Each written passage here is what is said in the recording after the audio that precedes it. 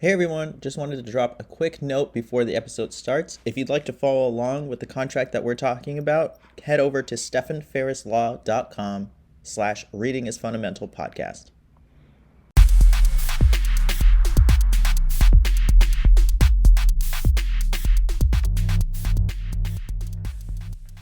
Reading is fundamental.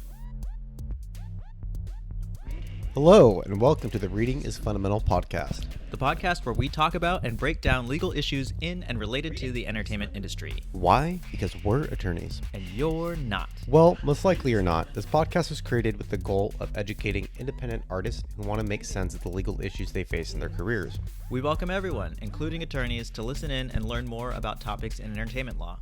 And if you are an entertainment attorney yourself, feel free to give us some feedback or say something in the comments. I'm Stephan Francisco Ferris. I'm a California licensed attorney who also happens to have over a decade of experience working in the adult entertainment industry as performer Blue Bailey. I founded the law office of Stephan F. Ferris in San Francisco, where I provide legal counsel to a wide range of queer content creators like film producers, adult performers, podcast producers, and digital online platforms. I'm Jake Newsom. I'm also a California licensed attorney. During my free time, I strap on a wig and some heels to transform into Dextra, the drag vigilante. I was a performer, conductor, and teacher prior to going to law school, but now I'm an in-house corporate attorney where I work on a team of lawyers who provide legal counsel to our company. As entertainers ourselves, we know that dealing with legal issues can be a lot and takes you away from doing the creative work you want to be doing. But no worries, we're here to break it down for you and give you the good tea on how to navigate the legal situations in your careers. All of this will be done through the lens of our lives, our gayness, sex positivity, radical acceptance, and our love of Drag Race, which is why this podcast is named Reading is Fundamental, because you need to read your damn contracts. In this episode, we're going to break down the terms you might find in an exclusive entertainer agreement. The information on this podcast is for general information purposes only. Nothing in the podcast should be taken as legal advice for any individual case or situation. This information is not intended to create an attorney-client relationship. Well, we're back. It's been a minute since we had a little Kiki sesh together. I know. Well, I mean, we've watched a lot of movies in the last month or Yeah, so. I've seen Scream 3 times. 3 times. 3 times. I have to say it was really good. And yes, I will admit openly for everyone to hear that you made me watch Scream like 1, 2, 3, 4 before we watched Scream 5, and it paid off to do the homework. Well, technically, Jake, it's just called Scream. Oh, I'm sorry. It is the 5th in the franchise, but it is not called Scream 5. Because it's a requel. It is a requel. And my official, I don't think I've told you this, I may have. My official standing now is that Scream 2 still survives as the best Scream sequel, simply because it had to create its own new content. This new Scream is a perfect sequel, but it just doesn't push ahead in front of Scream 2 for me because it has too much to rehash. I get it. I understand that. That's a good point. I think the last time we recorded a podcast, we were you made me watch Scream 2 afterward. Like, I think We that's did. on our Yeah. podcast. Yep. I love Scream 2. So here we are back again talking about Scream 5. Excuse me? Or I'm sorry, just Scream. Just Scream. Sorry. And I mean, I loved it. I thought it was really great. And like I said, doing the homework was worth it because I mean, every Scream is kind of like a reference to the prior Screams, and it's all like meta inside of itself. So I thought it was great that they referenced pretty much everything in the past like 4 different movies, and even did a nod to like Wes Craven, and then like we had, you know, pretty breaking the fourth wall with like, oh, a good sequel has this and this and this, and like a remake has to have these things and these things, and then they gave it to us, which is the best thing. And Scream and the Halloween franchise had always paid homage to each other and to the film Psycho. For instance, the boyfriend in Psycho is Sam Loomis. The doctor in Halloween is Dr. Samuel Loomis. The killer in the original Scream is Billy Loomis, but his daughter in this film is Samantha or Sam Loomis. Oh my God. How much time do you spend learning all of this? It just comes to me. A lot. I wake up with these facts. You totally wake up. You don't spend all night like reading Scream things or going on YouTube and finding them. I actually really enjoy for certain movies watching the director commentary. Oh, fair, yeah. Like is while you're where- watching it. Yeah. Yeah, that's fair. Have you watched any other films? We've watched so many. So West Side Story was great. Yeah, I saw that twice in theaters. Yeah. Who was the director again? Girl, are you serious? I know he's the big guy. I just can't remember the name right now. Steven Spielberg. Steven Spielberg. Steven fucking Spielberg. Oh my god, the director. His like camera work and cinematography was amazing in that. Like it was like he told a whole story in a way different way that I even thought you could do just with like camera work. Yeah. Do you have the soundtrack? No. I downloaded it and I've been listening to it. Okay, we saw that. I just got done watching Yellow Jackets and I'm obsessed with Euphoria, which you are Yeah. not caught up I'll on either. maybe So watch by the next pod, like you Oh better my be. God. We'll talk about some Euphoria and some Yellow Jackets. It's sit down TV and I can't do sit down TV. I want to do other things. I want to like You claim to be in entertainment. wow. I want to like sew things, and if I'm sewing things, I need to be like listening. Sure. Wow. Didn't we see any other movies? There was so many. I saw The Matrix. You didn't see The Matrix yet. I saw The Matrix. The Matrix sucked. It was pretty damn awful. I mean, saw Spider-Man 3 times at theater. that was so good. Yeah. Did I see that with you? No. Oh yeah, I saw it. Yeah. Okay. Yeah, without me. That was so good. And again with the requels, the whole like throwbacks and like for me, it's like Tobey Girl, Maguire's. that's not a requel. Oh, sorry. It's the third movie in the franchise. Oh, Spider-Man: No Way Home. I cannot keep this track. I Get can't your keep shit together. Oh my god, it's a metaverse. Fix your hair, mom. To me, You just call it a metaverse. It's a multiverse. multiverse. God damn it, fucking Facebook. I know you're very unfamiliar with what verse means. Oh, to me, like when I was younger, it was like the Tobey Maguire Spider-Man, and so I was like so stoked to see him back in the movie. You know, it made me excited. I'm a little older than you. I grew up with Toby as well, but I actually really liked Andrew Garfield, and all his goofiness was super sexy. I just wanted him to shoot his webbing all over me. I didn't know. See, I like know, like I've said, I know the characters, but I don't know like every single thing about their backstories.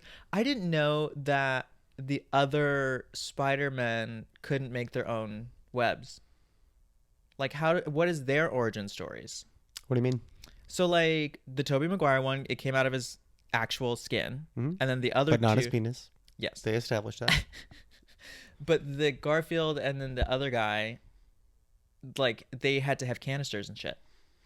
Yeah, I don't remember exactly how they made it, but I think Tony Stark helped Spider-Man do that, and then So his origin story is like a little bit different then. they start his origin story after he was Spider-Man. Like he doesn't have. I don't think they ever show the Spider-Bite. They may have. Oh.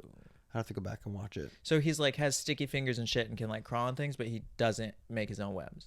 Correct. He shoots something else. Oh.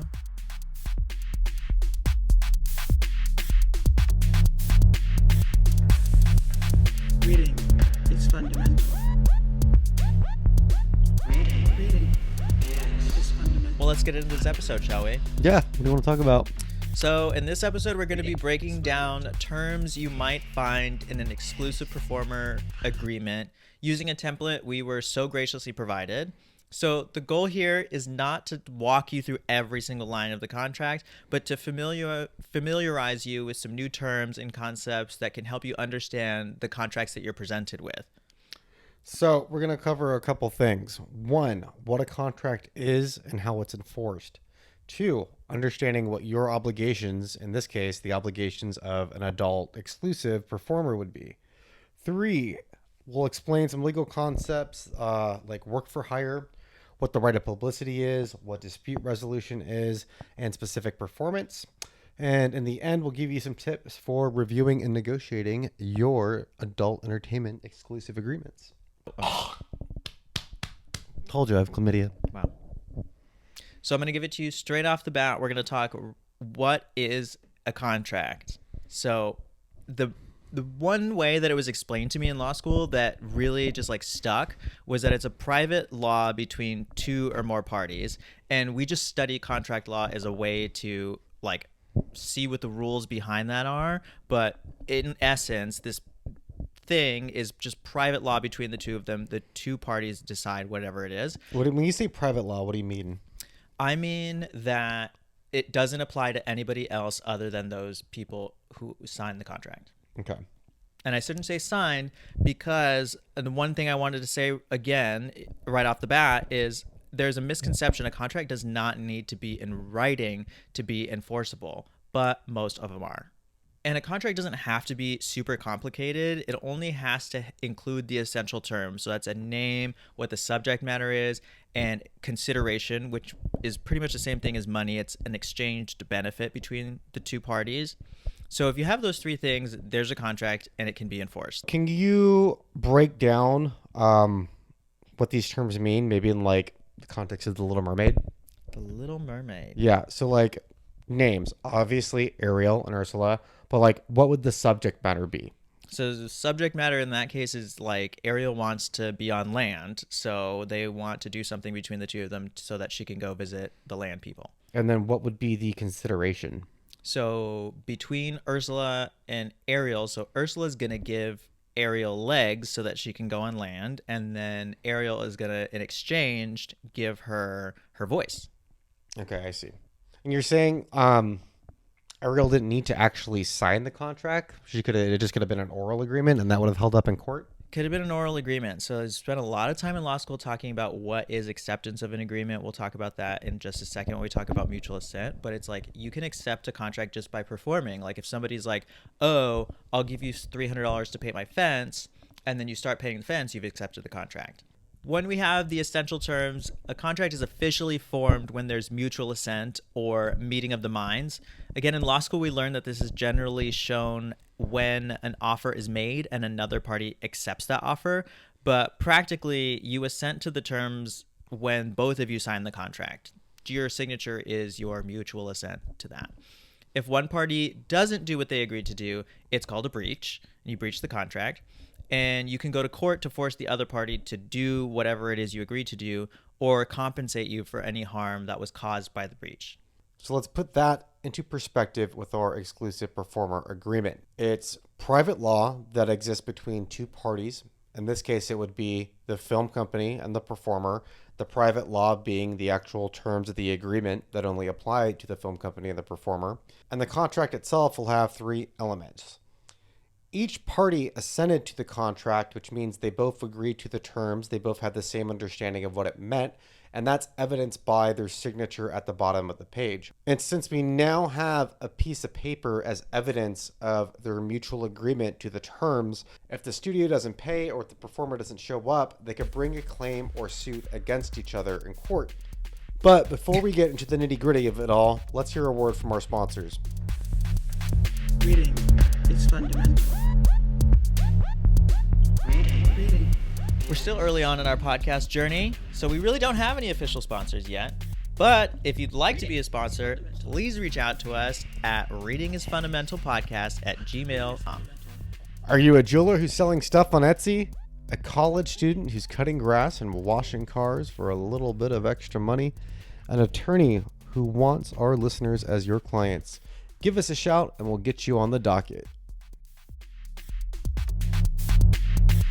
Yeah, so the kind of beginning bit was a lot of legal philosophy, a lot of stuff, but let's get into the nitty-gritty of it. This contract is nice because it lays out in one section called performer obligations, but don't expect that to be the case with all agreements. A lot of times the things that you are required to do will be spread out across the whole document.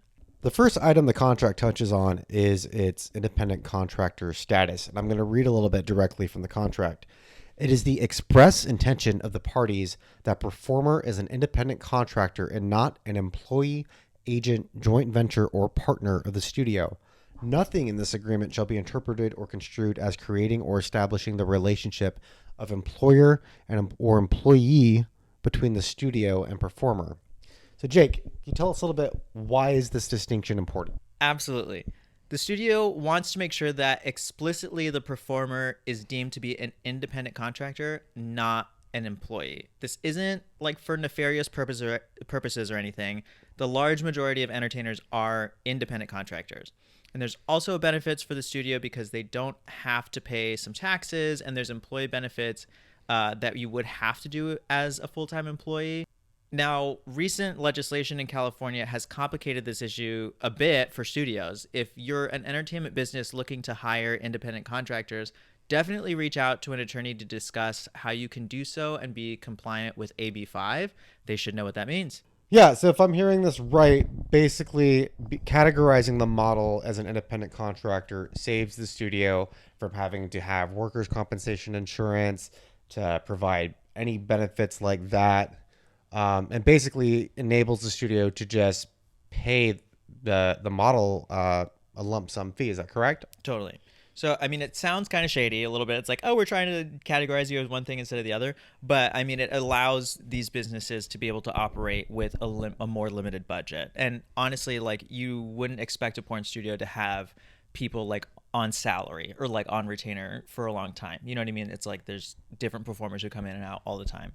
Right, and I think in most cases, a model would be considered to be an independent contractor.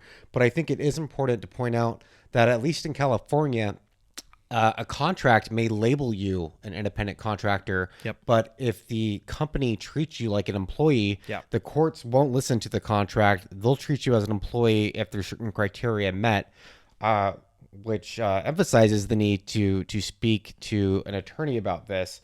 But I think it's pretty safe to say that if you're a model providing one-time services for filming, that you would most likely still fall within the independent contractor. Yep.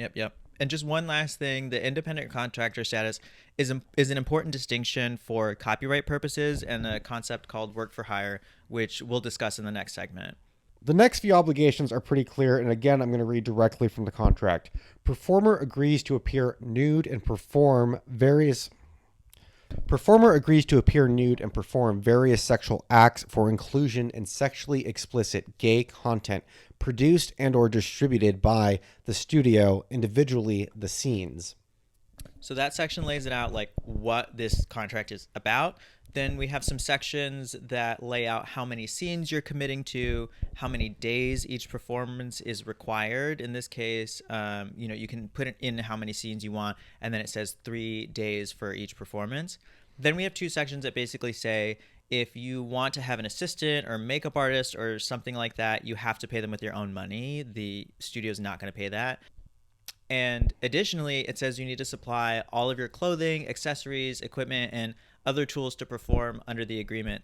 I'm interested to know, Stefan, is this industry standard? Is it common to like supply all of your clothing and stuff?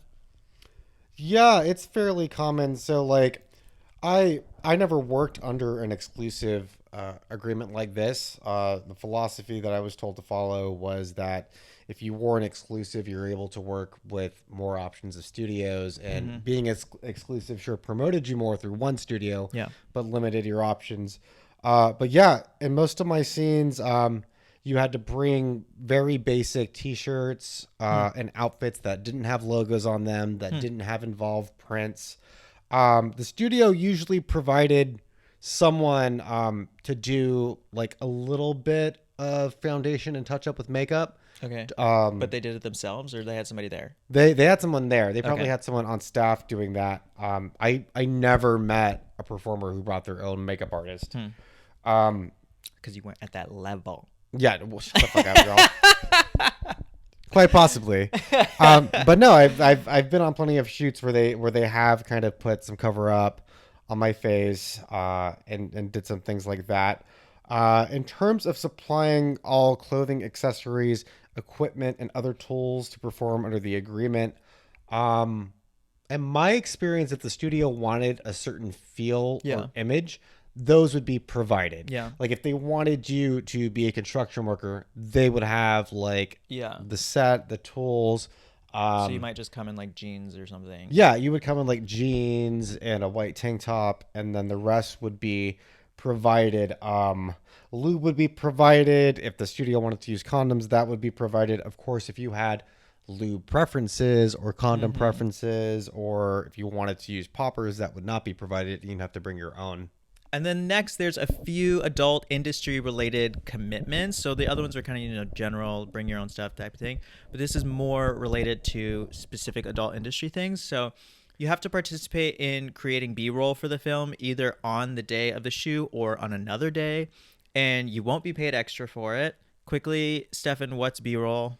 So B-roll is basically like if you're shooting a fuck scene and there's shots of you walking into the room or there's shots of you having conversation, it's kind of all the extra footage going on in the background that leads up to the scene or leads up to the dialogue or kind of sets the context for the scene that's happening.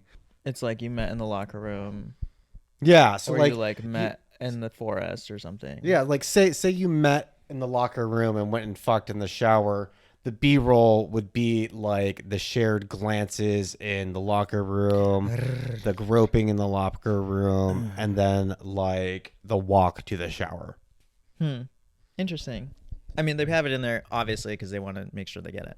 Yeah, I think because it's an afterthought, they want to make sure that the performer doesn't just like blow their load and leaves thinking that they're done with the scene. Yeah. There's a lot of the connective tissue that the B-roll helps to fulfill. Yeah. In addition to that, you agree to support the marketing department in marketing the film and to give interviews to media sources. And finally, you agree that you are hired based on your appearance, so you have to keep your current appearance during the term of the contract. Now, I definitely want to know if these last two you've heard of before. I have never seen a clause related to supporting the marketing department and marketing the film or agreeing to give interviews to media sources. That was something that I always did, but was never an obligation in the contract for me. Do you think it might be because this is like exclusive?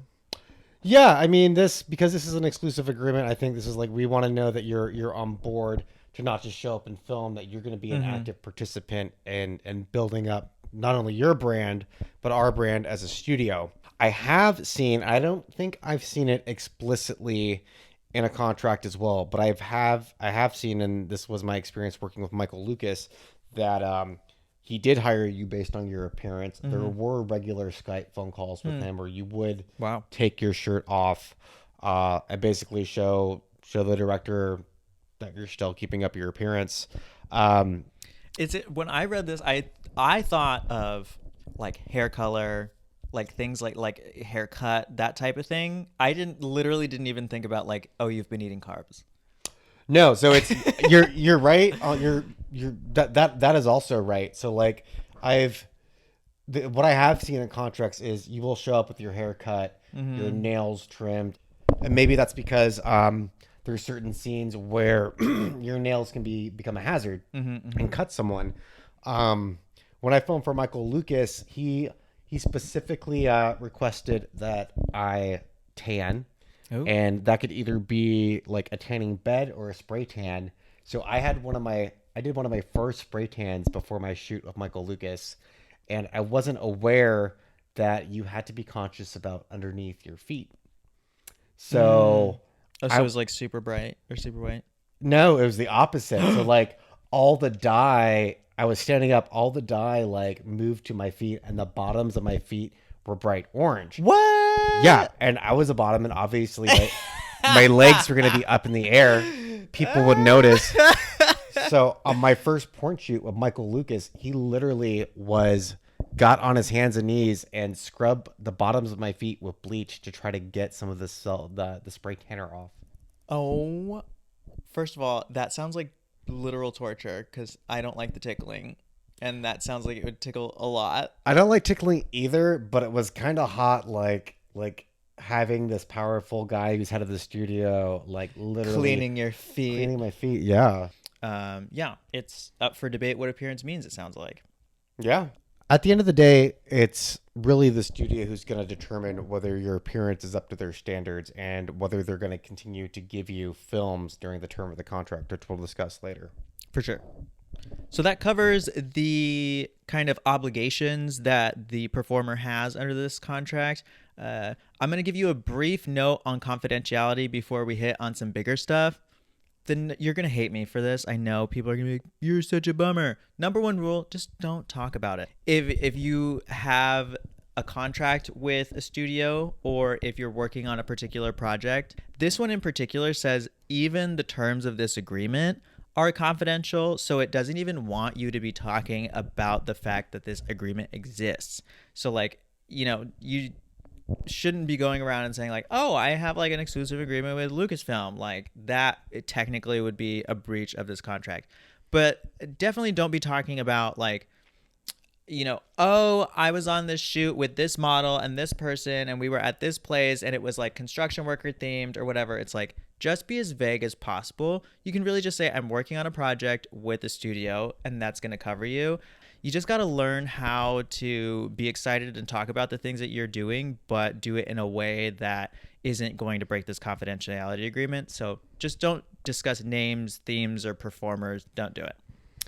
But you do kind of have to balance that with the performer commitment. Like, they do want you to work with the marketing team. They do want you to promote their brand. So when all else fails, ask before you post something. If you run your mouth about who you're working with or post photos without permission, most of the time it's probably not going to be a big deal. But if the studio wants to make it a big deal, it could be a reason for them to drop you from the exclusive agreement. So the obligations on the performer are that they are solely working as an independent contractor.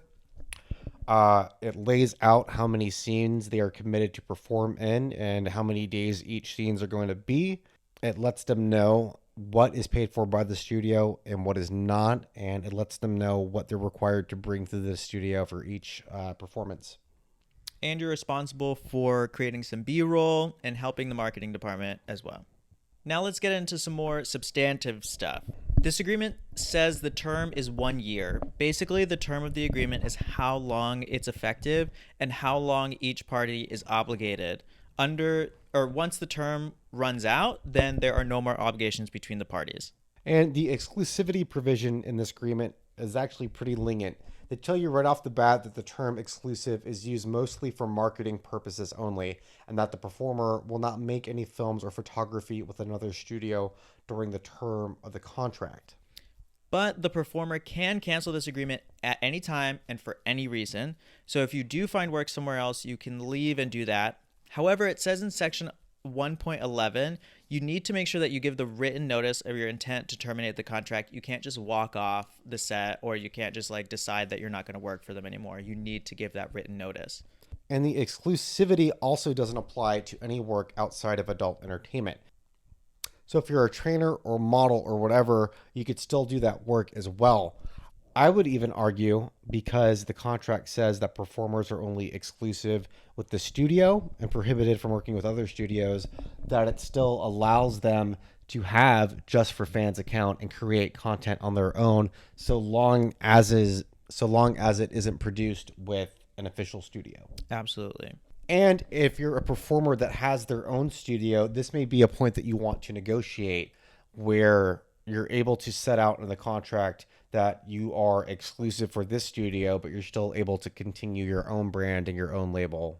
I did want to say, I thought this was pretty fair as far as an exclusivity provision goes. I mean, I deal with contracts all the time, and when they say exclusive, they mean like exclusive. Like they are under lock and key, like for a whole bunch of different reasons. I mean, we're going to be talking about the RuPaul's Drag Race contract, hopefully, in the future. And they have those girls under lock and key in how exclusive they are, where they can go, who they can talk to, what they can post, all that type of thing. This is actually pretty fair. It's like, hey, they're saying this exclusivity is only for adult entertainment content, and it's only during the term.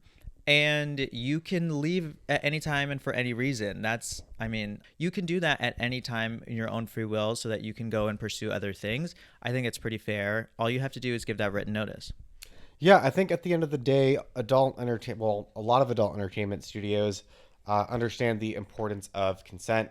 You may consent to want to be an exclusive and do certain films, and then maybe 6 months into your career, realize it's not for you, or you don't want to do these type of scenes anymore. And the termination provisions allow you to leave for any reason because of that. Totally. We want to define some terms and concepts that may be new to you and take a quick moment to explain how they work so you're not left in the dark next time you encounter them. The first being what work made for hire means. This one's a big topic, and it's definitely important for entertainers and other creative artists because you're going to be encountering this no matter where you go. So under section 2.3 of the agreement, the performer agrees that all performances that they do will be considered works made for hire. Work for hire has mostly to do with copyright, which is important here because the film or photos that are produced will be copyrightable and can be owned by someone. So they can, get the copyright rights to it and be able to monetize that. Typically, the rights in copyright are given to the author of a work. In this case, that would be the studio. But what happens if the author isn't the one who actually made the film? Or what if an employee was hired to make it? So let me interrupt real quick. So who actually has the copyright? Like if I pick up my camera phone right now and record you singing, do you have the copyright of that video or do I? You do. And why is that? Because you are the one who put it into a tangible medium. Okay. So under copyright law, it gets rights in copyright as soon as it is fixed into a tangible medium. So you would be the one who did that. And do I need to register that? You don't need to register for the copyright. There are what is known as common law copyrights. So, just by the fact that we have done that as a society, we've given rights to somebody who creates this, but you definitely want copyright registration as it comes with some other benefits. Okay, I feel like we could spend a whole episode on just copyright itself. So I don't want to get us sidetracked. So tell us a little more how work for hire pertains to copyright. For sure. If a work is made for hire, an employer is considered the author even if an employee actually created the work. As an example, Disney hires a whole bunch of artists to draw an animated movie. Each artist would technically have a copyright claim in the pieces that they drew, but Disney hires them under a work for hire, which means that the employer, Disney, will still be considered the author and have a claim to the copyright. Working on a film fits pretty neatly into the work for hire statute, but if a court can't determine whether a person is an employee or not, they look at a number of factors to figure it out. So they look at control by the employer over the work, they look at control by the employer over the employee, or they look at the status and conduct of the employee. So they're looking to see did the employer dictate every aspect of the work, when the employee works, what they do with the work, what tools they use, that kind of thing. Then they're most likely going to be an employee of that company. I'm a little confused right now. Isn't one of the performer obligations that they're explicitly not an employee? Totally. The line between what is an employee and an independent contractor is a little confusing. And like you just said at the beginning of the agreement, they wanted to make sure that the performers are considered independent contractors. And then later we saw that the performer will determine the method and details of means of the performance. So it's clear here that they want the performer to be considered an independent contractor, not an employee. But they know that if the performer is an independent contractor, they will have rights into the copyright.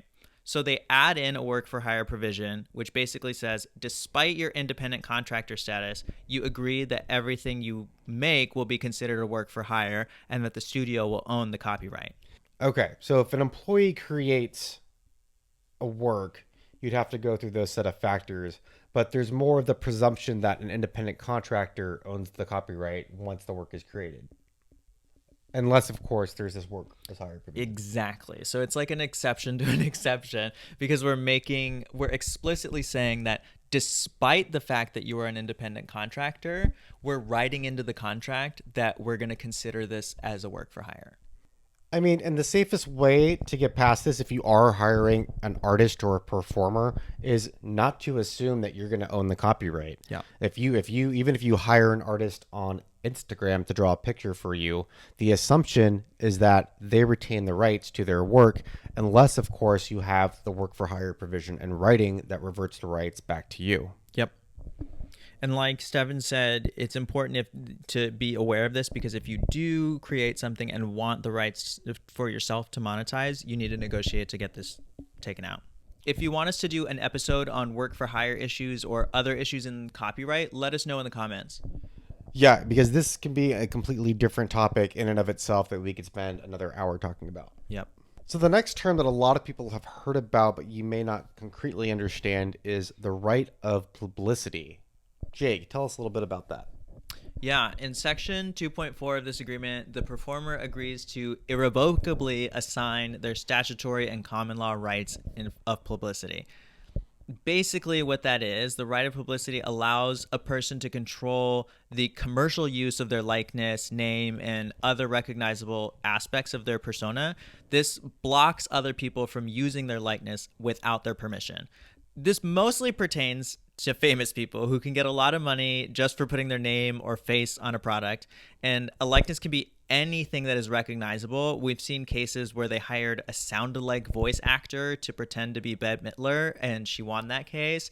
And even another one that was a robot version of Vanna White. If Kim Kardashian wants to slap her face on a t-shirt and make some money, that's cool. She has the right of publicity to use her own likeness. But the right of publicity also prevents someone else from putting her face on a t-shirt without her permission. And the reason why it's in this contract is because in California, there's a statutory right, which means it's a law, to prevent others from using your likeness. So in order for the studio to use an image of the performers that they have, like as a face on a cover for a DVD, what's a DVD, or a website, they need to acquire the consent of the model to do so that they won't get sued. Yeah, and this applies specifically for the model to appear in whatever film they're working on. But if the studio releases publicity content, they have swag, if they release calendars, if they create digital ads, they're able to use the model's likeness on those, and they've already got their permission based on this one clause in the contract. Work for hire and rights of publicity are kind of some salacious topics, and they get a lot of stuff in, press in the news and things like that. But some of the things we don't cover or hear a lot about are dispute resolution provisions. Do you want to talk a little bit about what that means, Stefan? This discusses what happens when a party breaches a term of the contract. Normally, this means that you could take the person to court to sue. In this contract, that's not the case. They're basically saying that if you want to dispute anything about the agreement, you have to go to arbitration. So what is arbitration? It's a way to resolve disputes outside of the judicial system. So basically, instead of going to a court, you agree that you will both go to a third party. It's usually an attorney, and you present their case to them. That one person will look at the facts that each person provides, will look at the terms of the contract, and will come up with a decision and agree that everyone has to abide by their decisions. And when you sign the contract, you're agreeing to these dispute resolution terms. So by signing the contract, you're basically agreeing to agree in the future to whatever an arbitrator says. Yep. What sucks about binding arbitration is that you forfeit your right to ever bring a claim of this contract at a court. You could only resolve it through arbitration. I personally do not like arbitration just because you never know what you're going to get. Mm-hmm. You know what I mean? You have to abide, first of all, by like a whole set of certain rules. So we, learn about rules of civil procedure and how to do all these other things in the court. And then you have to abide by this whole other set of rules. So it's like, you don't even know what that is to begin with. Secondly, you just like have to be decided by this like one person. You don't get to like, maybe it's a big contract and you want a jury to look at it and have a group of people decide, but it's just this one person, and this one person could be a dick and you have no idea, and they could just like really hate you and they decide that they don't want to do it. In other ways, you have judicial review and you can like, appeal to another case. In this case, if you just get a dick and they decide against you because they don't like you, like that's it. You waive your right to trial forever just by doing this arbitration. You just get the one arbitrator? And you just get the one arbitrator. So I think it's important to highlight two things that are missing in this contract in regards to dispute resolution. The first of them being a cure period. A cure period is when someone breaches a term of the contract, but it gives them a period of time to correct the breach. For example, earlier in the contract, it mentions that they're hiring the performer based on their appearance. And had they defined exactly what appearance meant and the performer doesn't meet up to those expectations, a cure period would allow the performer, say, 30 days to get back to their expectations before they would be able to seek arbitration. Another important element that this contract is missing is really any teeth or penalties. Yeah. There's nothing the studio can do to enforce the performer's duties other than not give the performer work. Yeah. Like there's nothing that obligates them to a certain amount of scenes. There was also no guarantee for a number of scenes. Right. So the studio expects you to perform X number of scenes, but there's nothing in the contract that says that they have to give that to you. But there's no monetary penalty or anything else to say that if you breach so and so term, you'll have your pay deducted, or if you breach another term, you won't be hired for the next shoot, or you'll be off. So all in all, I mean, in most contracts, there are explicit penalties for not abiding by terms, and there's usually a period to correct that before you would ever get to dispute resolution. It's not an instance of, oh, this person fucked up, they didn't do it, they didn't follow through on this term, so we're going to immediately sue. You don't go straight to suing or arbitration. There's usually some effort for the parties to resolve things between each other before you reach this point. Yeah. Sometimes it's even written in there that you'll try and resolve it before you even go to arbitration, that you'll resolve it together. All right, let's get into the last big topic that we want to talk about. It's pretty self-explanatory once we get through it, but it's called specific performance. So specific performance is what happens when you want to, let's say, commission a painting for your significant other by their favorite artist. You've agreed to terms, you've agreed on the price, you've signed a contract, you've given the artist the money, but then the artist doesn't actually do the painting. They've ghosted you, or they have someone else do the painting for you instead. That's not what you agreed to. You paid for that specific artist to provide that specific painting and not someone else, because they're the one with the skills that you've contracted for, and they're the only one who can paint for you in a specific way. If that happens, you could sue them for specific performance, which means that you could ask the court to force them to do it or to pay you for the harm that is caused. And in this case, the harm would be whatever fee you pay to the artist. This concept is the same here. The studio is hiring a specific performer, moreover, based on their specific appearance. The hot, muscly one with the abs, the tattoos, the scruff, whatever. They want that specific person and no one else. So in theory, they can sue for the performer to perform. However, courts don't really like to enforce specific performance. When there's a way to calculate damages, if there's a way to say that the studio is going to lose X amount of money based off a model not performing, then a court would most likely have the performer pay the money as opposed to making the performer do an act. It has to be very specific circumstances in order for them to do it. So like Stefan said, they'll probably end up not giving you specific performance, but will pay you damages in some other way. We've dug deep into this agreement. Let's take a breath, settle everything, and hit you with some tips before we end the episode.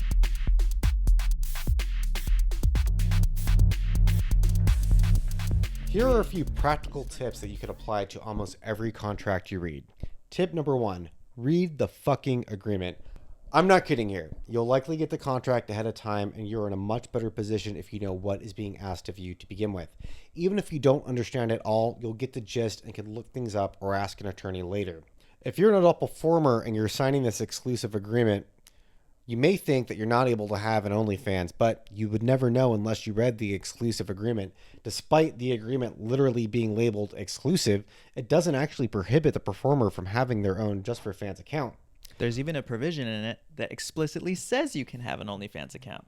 And not that every company is shady, but sometimes people say something and write down something else. In your discussions with the studio, they may tell you that they're going to pay you $1,000, but in reality, they're referring to a template contract, and they may have forgotten to change the amount. So the contract you may receive only says $500, and if you don't read the contract and bring that issue up, you're only going to get paid $500. It's definitely not uncommon. Tip number 2 is be wary of vague or ambiguous terms. In section 1.4 of this agreement, it says that the performer agrees to be available for a minimum of 3 days for each performance at a particular location to be determined by the studio. But we don't know, are these 3 24-hour days? Are they 8-hour days? Will these days be in a row, or will they have time in between them? And in section 1.8, you agree to cooperate with the studio's marketing department. What does that mean? Does that mean you're sitting down with them for 5 hours? Does that mean you're going to provide them with photos? Does that mean you're going to be posting social media things? What does that entail? Tip number 3, make sure you get a copy of the agreement and keep it for your records. You're likely going to need it to reference for tax purposes, so just keep it. These days, I keep everything in the cloud, no clutter, and I can find it whenever I need it.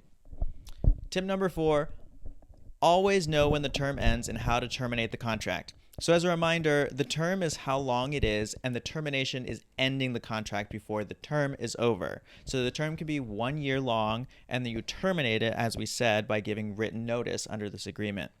You should definitely know how to get out of the contract if you are facing a bad situation, or you want to seek another opportunity, or you just want to plan your next move. This lets you know how to legally do that.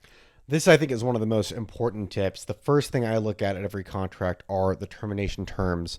And I think it's important to highlight that if one party has a set of rights for termination, the other party should have the same rights. It should be equal. The studio should be able to terminate the contract just as easily as the performer. And if there's going to be an unbalance in either way, there needs to be some sort of compensation for that, whether that be a higher monetary rate or different rights that are negotiated earlier on in the contract.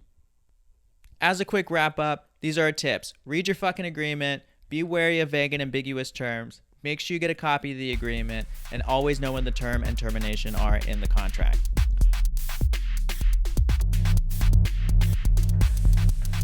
Reading is fundamental. Reading. Well, that's the end of our episode. Thank you so much for listening. Please let us know what you'd like to hear, what you liked about the podcast, what you hated about it, by writing into us at readingisfundamentalpodcast@gmail.com. That's readingisfundamentalpodcast@gmail.com. Make sure to follow your favorite gay attorneys at Blue Bailey XXX and at Darkly Dreaming Dextra. Check out Reading is Fundamental on Instagram, Twitter, and YouTube. And read your damn contracts. Because reading is what? Necessary to understanding the terms, conditions, expectations, and obligations of your entertainment contracts. Reading is fundamental.